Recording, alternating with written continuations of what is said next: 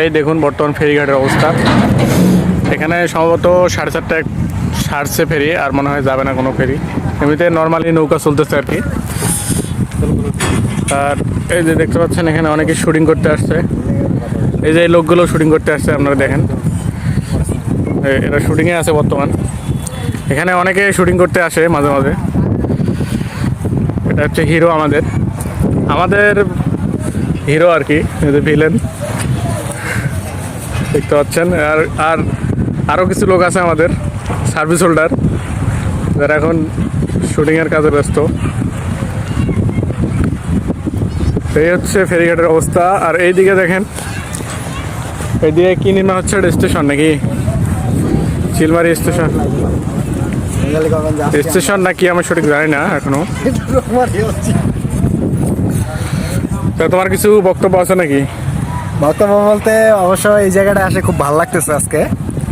এই যে বাতাস, কি সুন্দর বাতাস, এই প্রচন্ড রোদের মধ্যেও গরমে যে এত গরম, তারপরেও যে এখানে আসে এত সুন্দর একটা বাতাস, খুব ভালো লাগতেছে। আর অনেক দিন পর আসা হয়েছে, মূলত এখানে আসা হয় না, আমাদের তেমন সুযোগও হয় না এখানে আসার মতো, সময়ও আমরা পাচ্ছি না। তো আজকে শুক্রবারের দিন চিন্তা করলাম সবাই মিলে যাই, একটু ঘুরে আসি।